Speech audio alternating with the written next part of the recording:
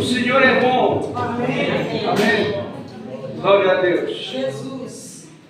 Vamos preparar-nos para ouvir a palavra do Senhor. Estamos dentro de uma série que é a Igreja. Aleluia. Glória ao Senhor. Deus é bom. Aleluia. A Igreja. Estamos a olhar para a Igreja. Jesus. Vimos na primeira lição o conceito de Igreja. Igreja é um corpo, é um povo que a cabeça é Jesus. Jesus é o chefe da Igreja, digamos assim. Jesus fundou a Igreja. Amém? Porque Jesus disse: edificarei a minha Igreja. Semana passada nós vimos quais foram os primeiros passos da Igreja primitiva. O que era a Igreja primitiva? Era a Igreja dos primeiros tempos. A Igreja dos primeiros tempos, onde, muito fresco, os apóstolos, os discípulos, tinham bem fresco as palavras do Senhor Jesus. Ensinai aquilo que eu vos tenho ensinado. E esse é o nosso lema: ensinar aquilo que Jesus tem ensinado. E hoje nós vamos olhar para um pouco da história que aconteceu e que ainda, de alguma forma, experimentamos, que são, infelizmente ou felizmente, depende das perspectivas, as divisões da Igreja. Com o passar do tempo, sabemos que, principalmente a partir do terceiro século, a partir do século em que Constantino quis juntar a Igreja ao Estado, começaram a haver várias divisões na Igreja. E por isso muitas pessoas ficam confusas. Igreja A, Igreja B, Igreja C, enfim, o que é isso? É muito interessante que ainda esta semana, na sexta-feira, se não estou em erro, eu estava a ouvir um homem que por acaso é um deputado político, mas também é crente, e ele dizia: o mais importante é aquilo que nos une e não aquilo que nos tenta separar. Fixaram bem isto? O mais importante é aquilo que nos une e não aquilo que nos tenta separar. E para o efeito, nós vamos abrir a nossa Bíblia em João, capítulo 17.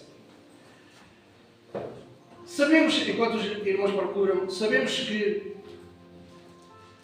hoje é uma confusão a nível político, a nível filosófico, a nível religioso e, mais concretamente, a nível de igrejas. Mas o que nós tentamos, dentro desta série, é trazer Jesus. Amém.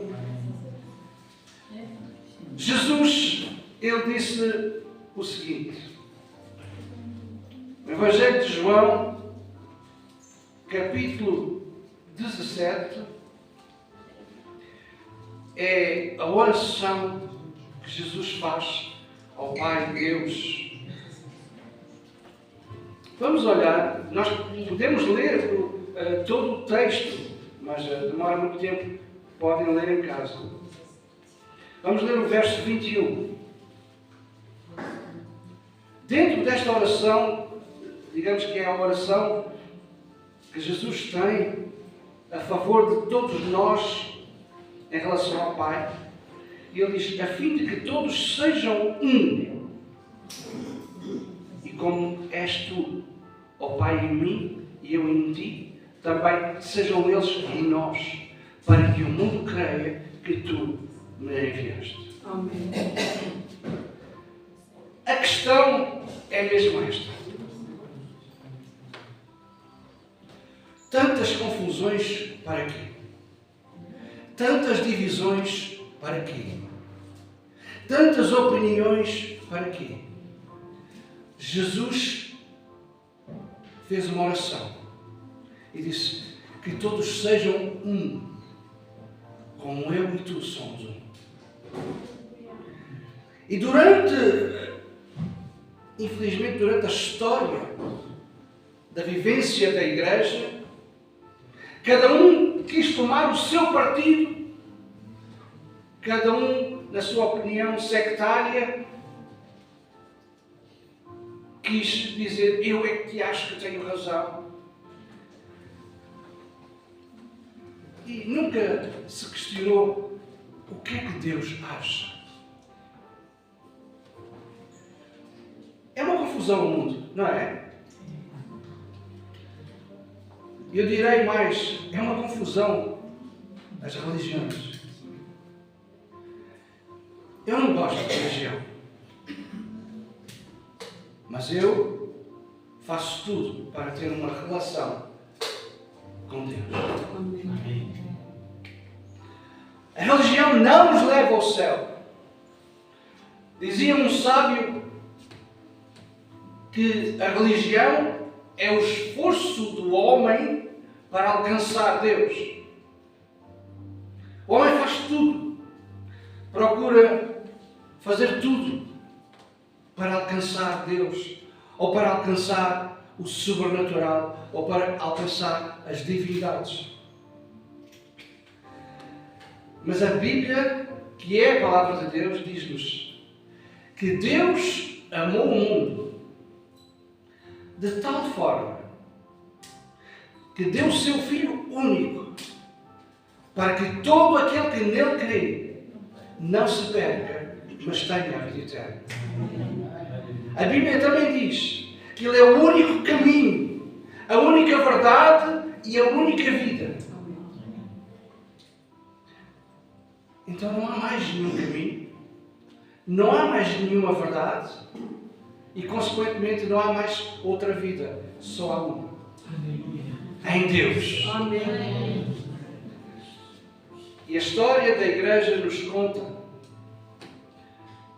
que, a partir de um certo momento, cada um quis tomar o seu próprio reino, o seu próprio grupinho, e quis tomar conta daquilo que Jesus tinha dito. O que é que Jesus disse? O que é que nós ouvimos na primeira lição desta série? Edificarei a minha igreja. Vamos todos dizer. Jesus disse: edificarei a minha igreja. A igreja é de Jesus. Amém. E porquê que a igreja, nos primeiros tempos, cresceu até atingir o mundo todo? Porque eles acreditavam nas palavras de Jesus. Edificarei a minha igreja, a igreja dele. Amém. E a partir de um certo momento em que as pessoas se esqueceram de quem edifica a igreja, começaram-se a dividir. Começaram a juntar-se com os políticos. Não é mau, desde que eles temam a Deus. Amém? Eu esta semana tive uma reunião com políticos e não é mau, desde que eles temam a Deus. E o meu conselho é que eles olhem para a palavra de Deus. Amém. Creio que foi ontem ou anteontem, não sei. Em vários jornais portugueses estava escrito: os cristãos querem a Bíblia na Assembleia da República. Amém. E nós vamos ter uma representação na Assembleia da República. Porque nós já entramos na Assembleia da República para dizer que Deus é Deus. Amém. E as coisas estão a acontecer porque eles não querem ou não quiseram olhar para Deus. Amém? É verdade, meus irmãos. A Igreja, neste momento, está a entrar na Assembleia da República para dizer aos políticos: virem-se para Deus, para endireitarem este país. Amém. Lembram-se de eu dizer, creio, na primeira lição, muitas coisas acontecem e aconteceram no Brasil porque a Igreja, a própria Igreja, não olhou para Deus. E nós, aprendendo lição, e ontem não, na sexta-feira, eu estava a ouvir um deputado político a dizer: então temos que olhar para aquilo que nos une. Grande Deus. e não para aquilo que nos separa. Grande Deus. Então, olhando para esta história, é tão interessante que eles começaram-se a desviar. Muitos começaram a querer ir para ali, para acolá, para acolá. Ah, vou experimentar isto, vou experimentar aquilo. Eu quero-vos dar um conselho nesta manhã. Experimentem Deus. Amém. Ele é o suficiente para tudo. Amém. Enquanto vão perder tempo em experimentar isto, aquilo e aquilo outro, vão perder a bênção de Deus. Se experimentarem Deus de uma vez só, não vão querer experimentar outras coisas. Grande Deus, grande Deus. Atos, capítulo 11, verso 26, nós encontramos um relato forte, porque já havia divisões, a igreja naquela época já começou a ter divisões. Uns pensavam que a igreja era de Paulo, outros pensavam que a igreja era de Apolo, outros pensavam que a igreja era de Cifas, enfim, outros pensavam. E depois alguém se levantou e disse: e quem é de Jesus? Quantos são de Jesus aqui nesta manhã? Amém. Porque a igreja não é minha, a igreja não é de Paulo, a igreja não é de Apolo, a igreja é de Jesus. Amém. Atos 11, 26 diz uma coisa muito interessante. E isto acontece no seio da igreja. Que diz que em Antioquia foram os discípulos pela primeira vez chamados de cristãos. Amém. Eu começo a pensar nisto. Porquê?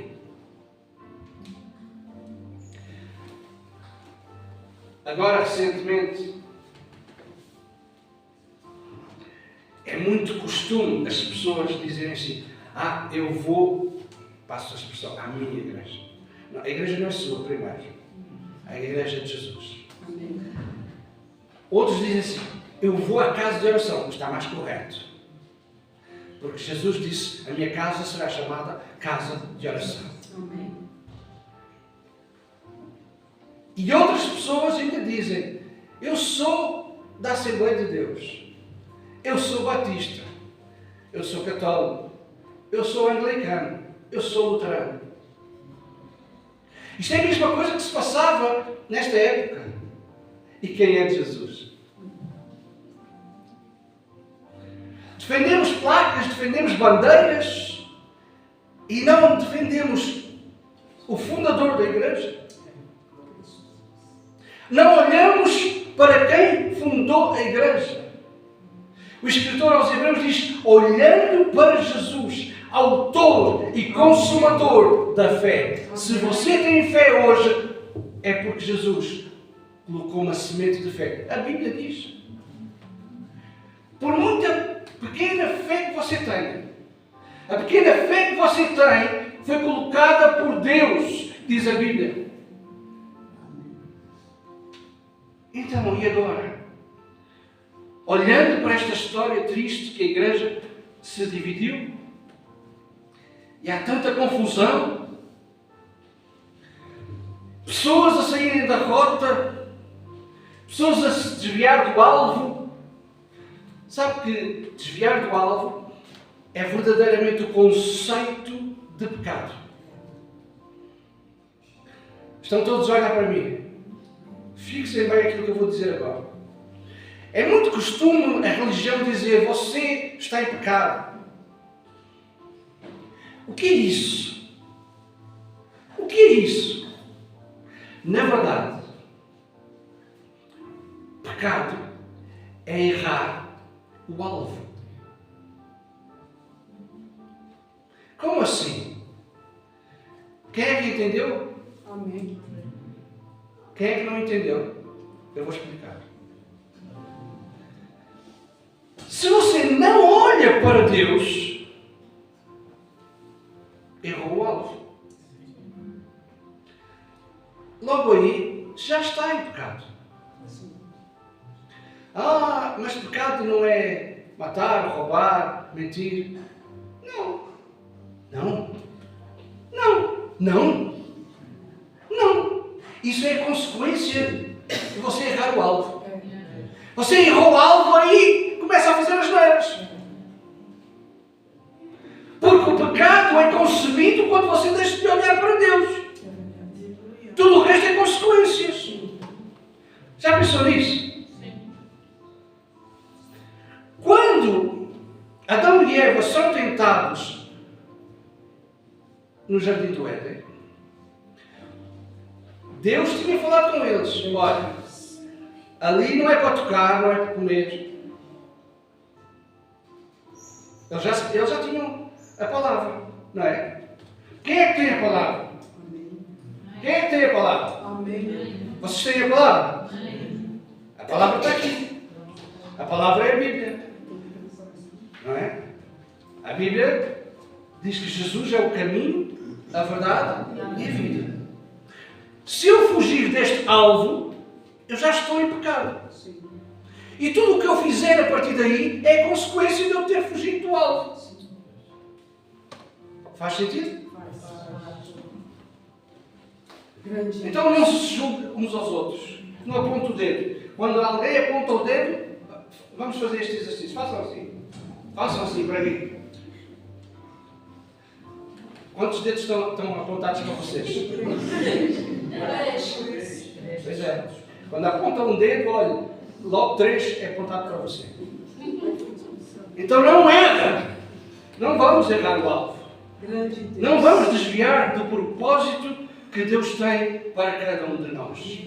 Foi por isso que a igreja, na história, se dividiu. E nós, hoje, olhando para a Bíblia, queremos restaurar. Queremos dizer: venha para Jesus. Venha para Deus. Claro que é importante nos reunirmos. O escritor aos Hebreus diz que não deixem de vos congregar, de vos ajuntar para... Amém. Nós devemos nos juntar de vez em quando, semanalmente, ou 2 vezes por semana, seja aquilo que for, para nos animarmos uns aos outros. Para não permitir que a divisão histórica continue. Não se esqueçam. Nesta oração que Jesus faz, diz: a fim que todos sejam um.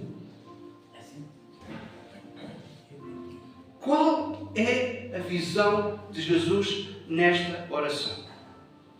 O que é que Jesus está a pedir ao Pai? Que a igreja, não é que as igrejas, é que a igreja seja uma. Quando vêm com conversas para mim dizer: eu sou da igreja A, B ou C, pronto, já não é de Jesus. Agora, se você disser: eu sou da igreja de Jesus, amém. Nós estamos aqui porque nós representamos a igreja de Jesus. E a igreja de Jesus está espalhada pelo mundo inteiro. Amém. Eu estou a pensar numa coisa, mas talvez é bom não dizer.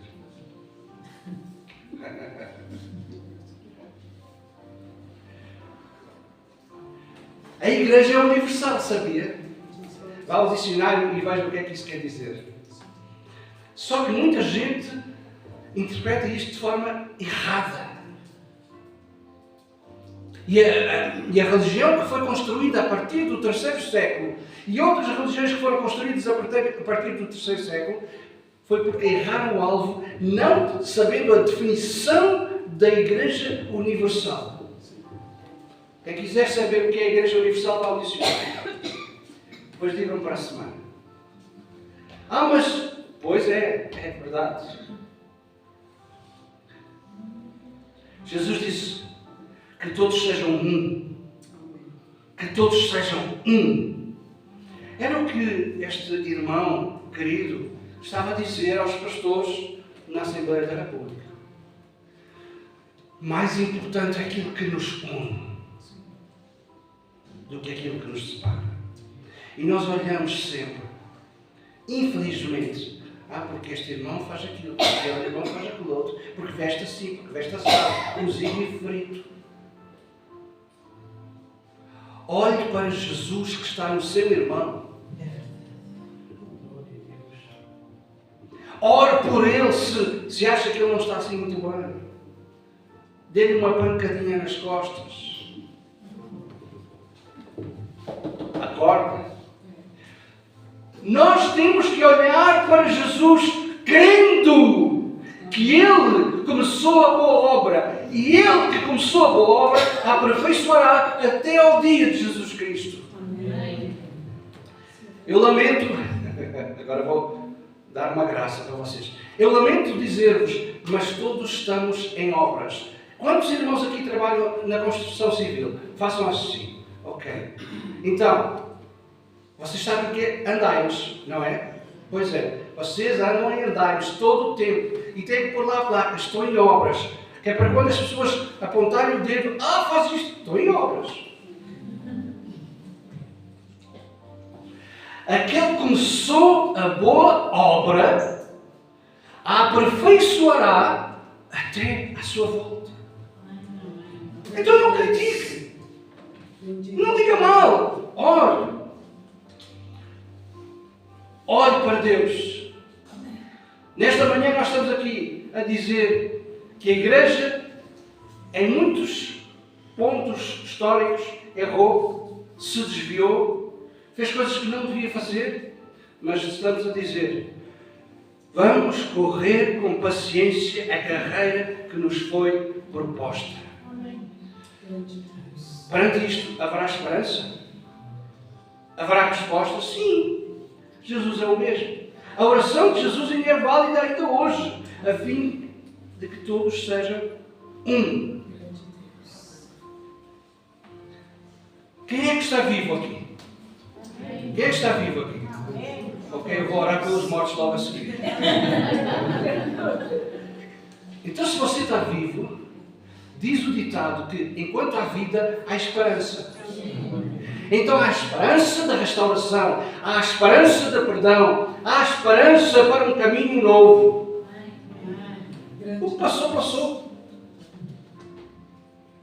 Se alguns se desviaram, ainda estão a tempo de voltar. Porque a porta ainda está aberta. Muitas vezes nós olhamos para a porta física de uma casa de oração. Mas a porta, Jesus disse: eu sou a porta. Entre na porta que é Jesus. Foquemo-nos na palavra de Deus. E quando nós pensamos que Jesus é aquele que edifica a igreja, Ele edifica a igreja ainda hoje. Muitas vezes eu estou a falar com Deus e eu sou uma pessoa igual a vocês, sabiam? Não sou nenhum super-herói. E muitas vezes eu digo: Senhor, a obra é tua, a igreja é tua, faz o teu querer. Porque a igreja é tua. Há muitos que ao longo dos tempos se desviam, erram o alvo, querem experimentar outras coisas, mas a igreja é tua. Amém. Mas Jesus certa vez disse: aqueles que eu atraí, de maneira nenhuma os lançarei fora. Amém. Ainda há muitos que vão vir. Porque Jesus amou. Amém. Porque Jesus não rejeita ninguém. Amém. E quem é a religião para rejeitar? Quem sou eu para rejeitar? Se Deus está de braços abertos, tal e qual como aquela história do filho pródigo, que foi para longe, gastou tudo, e depois de fazer tanta asneira, o pai ainda estava lá, à espera do seu filho. Quando é que ele volta? Nós não sabemos exatamente quanto tempo é que aquele pai se esperou. Não sabemos. Mas sabemos que ele estava à espera. E quando o filho regressou, depois de um tempo, o pai restaurou completamente a sua vida. Portanto, não faz sentido nós ficarmos focados nas divisões da igreja. Faz mais sentido nós olharmos para Jesus, que edificou a igreja. Amém. Lembram-se daquela história que certamente eu já contei? De um menino, uma vez, chegou ao seu pastor e disse assim: vou embora da igreja. Está bem. É o que eu digo. Às vezes quando isso acontece. Está bem. Mas antes de ir embora, há de explicar porquê. E ele dizia: aquele irmão faz isto, faz aquilo, faz aquilo outro. Fala assim, veste assado, cozido e frito. Então o pastor deu uma lição àquele menino. Disse: muito bem, então podes ir embora, mas antes vais fazer uma tarefa. Vais pegar um copo de água, cheio até cima. E enquanto nós estivermos na reunião, no culto, vais andar entre os irmãos com o copo de água, mas não podes deixar cair uma pinga de água no chão. Diz: ok, depois eu vou embora, mas eu vou fazer isso. Pronto, depois podes ir embora, portanto. E aquele menino pegou naquele copo e andou entre os irmãos. Até que chegou ao fim e disse: pastor, está aqui o copo. Não me tornou nem uma pinga. Porquê? Querem todos ouvir a história? Sim? E ele disse: não, eu estava tão atento a olhar para o copo para não pingar, que eu não vi mais nada.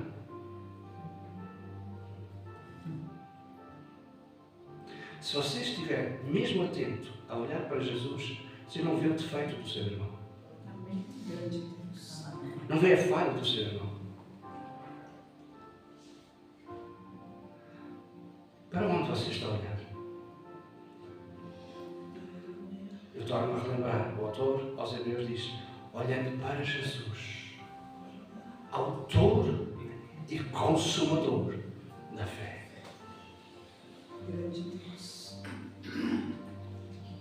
Certa vez Pedro estava no barco, estava seguro, e de repente parece que vê um fantasma no mar,